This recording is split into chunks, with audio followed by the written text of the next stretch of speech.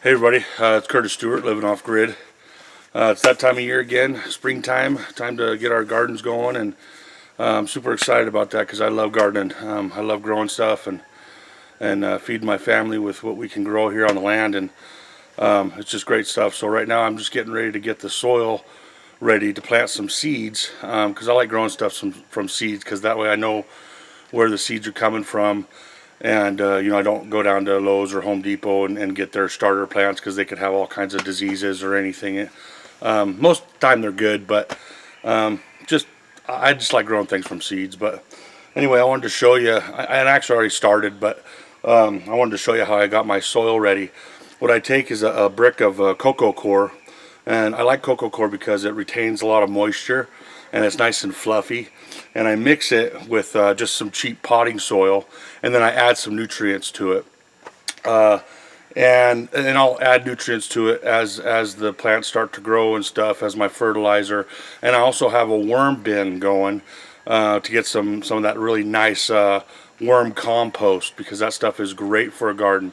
So I bought 2,000 worms, about 2 pounds of worms, and I got them going in another bin, and that's another video. I'll show you how to start one of those if you want to. You can use your food waste from in the kitchen, your vegetable waste, your extra cardboard, shredded paper to feed them, and it turns it into just this really nutrient dense soil. So I'm gonna change the camera so I could show you what's going on with the coco coir. I put it in a 27-gallon tote, and I put 5 gallons of water in there first, and then I put the brick in there, and what it does, the moisture gets in there and breaks it all up, and it swells up really cool. So it's already kind of swollen, but then I kind of mix it up in there so all that moisture gets inside that coco coir, and then I'll add some potting soil and start mixing it around. So I'm going to change the... So here you can see I dropped that brick in there, that brick of coco coir, and just a minute, I forgot my little spade shovel. Oh, here it is. So I put that in the 5 gallons of water, and you can see it's swelled up really. I mean, it was this really tight brick, and it swells up like that and just starts getting fluffy. And I just go ahead and mix that all up in the water and get it all soaked in. And it might seem like it's really, I mean, it is really wet and stuff, but it'll soak up a lot of that water. And once I put my potting soil in here, it'll soak it up the rest of the way, and it'll just leave you a really nice moist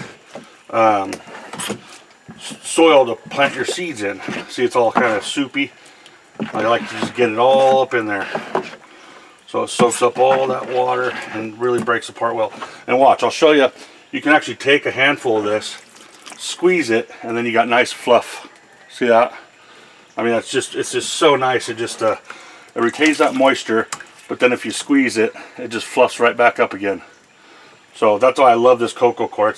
It gets kind of spendy if you want to get a lot of it, but 1 or 2 of those bricks will do great for all my pots and stuff. So now I'm going to go ahead and open up some of this potting soil mix from.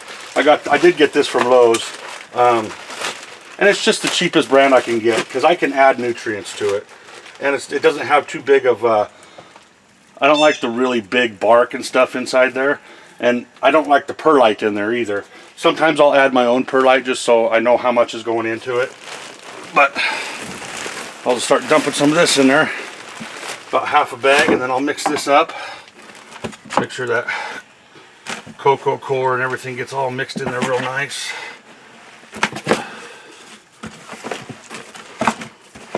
You can see that lighter red brown stuff, that's all the coco coir. And don't be afraid to get your hands dirty. You know, I get in here with my hands and just mix it up all nice, and this stuff works great.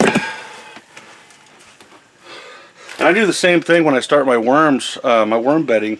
I'll mix up a little bit of this stuff, and I'll put about an inch and a half on the bottom of the tote for the worms.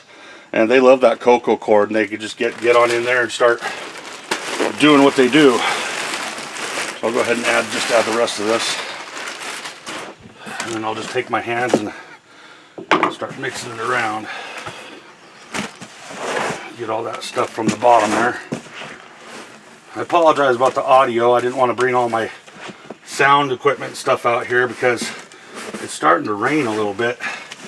And that sound equipment's a little sensitive when it comes to moisture and water. So now it's pretty moist. Might be a little too moist, but it's not horrible.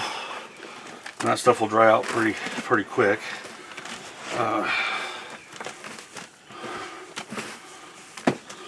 Okay. Now, what I do is I buy this stuff, and see, I'm used to doing hydroponic gardening. So I have this 41838 master blend. It's a tomato and vegetable formula, nutrients. So you got your nitrogen, phosphorus, and potassium. And what I do, I just take a handful of this and I just sprinkle it in there and then mix it around in there. So it just adds that extra, and it'll break down with the moisture and kind of leach throughout the soil. That way it's really nutrient dense and it's perfect for your plants. And you shouldn't have to give your plants any fertilizer for quite a while once they start growing. And this is just great. Just breaks it up nice and gets it in there.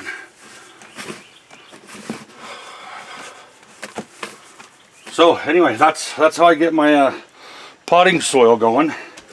And I'll go ahead and fill up a pot here. I've got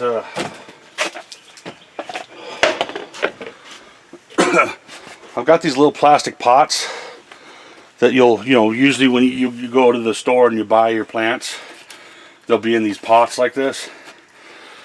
Believe it or not, I found thousands of these stacked up at the transfer station at the landfill, sitting over to the side, and I said, hey, can I snag those? Or are those going to go in the dump? They're like, hey, you can take them.